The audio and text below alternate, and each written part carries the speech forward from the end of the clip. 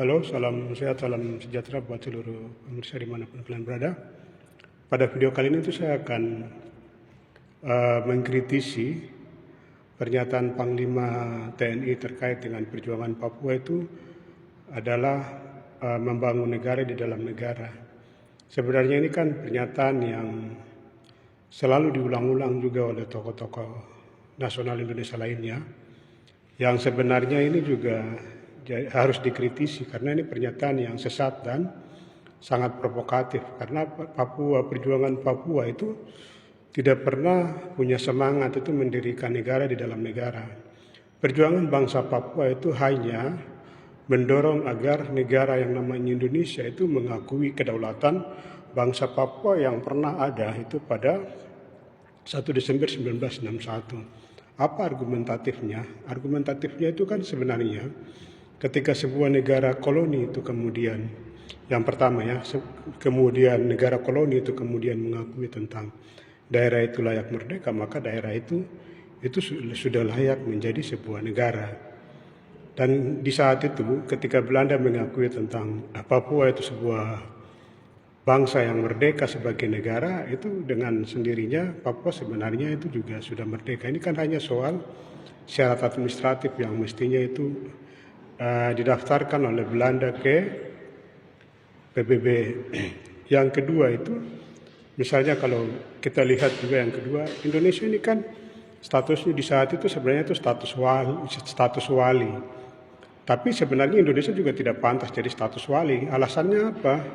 Alasannya Indonesia itu baru merdeka. Mereka tidak punya kemampuan membangun negara. Indonesia sendiri di saat itu butuh waktu yang panjang untuk menjadi negara yang mandiri.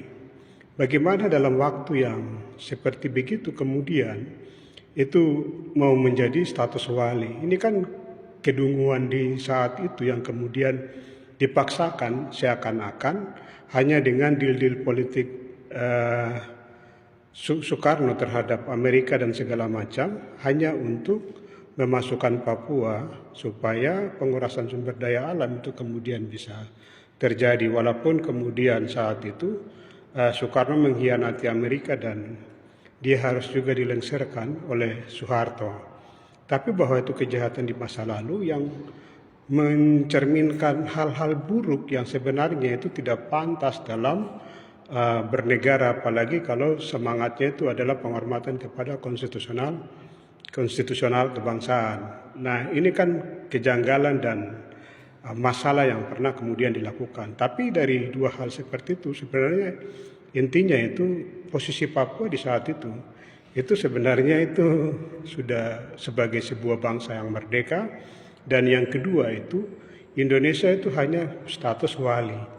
Sehingga kalau mereka punya status itu wali, itu kan mereka tidak pantas itu kemudian misalnya mendorong referendum lah atau upaya-upaya pencaplokan segala macam, karena pengertian dari status wali itu adalah mereka punya waktu untuk mempersiapkan kemerdekaan Papua dengan mendorong kemajuan Papua. Tapi faktanya kan justru yang dilakukan adalah kejahatan dan kekerasan sampai dengan hak-hak politik itu kemudian dibungkam.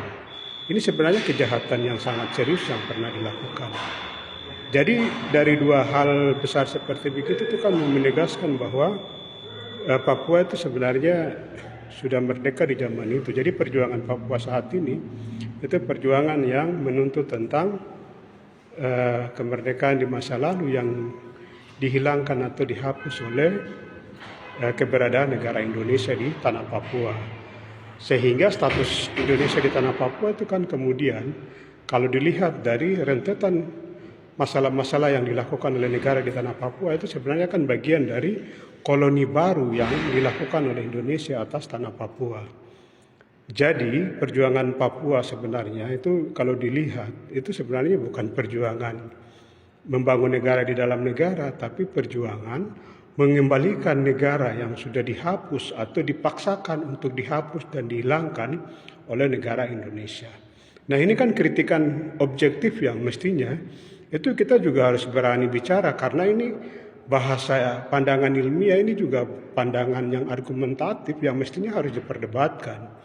Zaman sekarang ini kan bukan zaman yang kemudian orang cari delik-delik atau orang cari seakan-akan itu makar. Ini di zaman di mana itu logika dan rasionalitas serta pengetahuan yang didasarkan pada aspek hukum dan konstitusional itu yang kemudian harus didalami.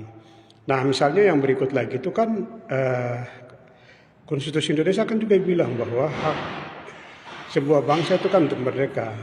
Atau yang kedua itu kan harus menghapus kejahatan atau kolonialisme dari kehidupan di dunia ini atau terkhusus di Indonesia. Nah, tapi ketika misalnya Papua itu dipaksakan bergabung dengan kekerasan oleh Indonesia, itu kan Indonesia sudah melakukan kejahatan terhadap dua hal tersebut, sehingga ini juga kejahatan terhadap konstitusional. Karenanya pernyataan-pernyataan yang provokatif dan yang tidak benar ini kan sama saja dengan pernyataan-pernyataan yang juga bertentangan dengan konstitusi negara Indonesia itu sendiri.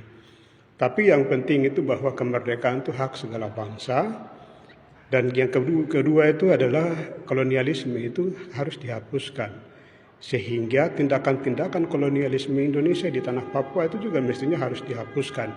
Hari ini itu negara harus tunduk kepada konstitusinya. Dengan cara apa konkretnya? Menghormati bahwa Indonesia itu hanya status wali. Yang kedua itu Indonesia sudah pantas mengakui bahwa Indonesia pernah salah dan sampai saat ini juga sudah melakukan kesalahan. Karenanya kemerdekaan Papua itu kan kemudian harus diakui. Ini hal yang ilmiah, hal yang logika, hal yang rasional, hal yang kemudian bisa diperdebatkan. Ini bukan soal ini kita akan mempengaruhi orang dengan cara ini, tidak, tapi ini lebih kepada konteks perdebatan rasionalitas dan perdebatan ilmiah serta didasarkan pada semangat konstitusional kebangsaan.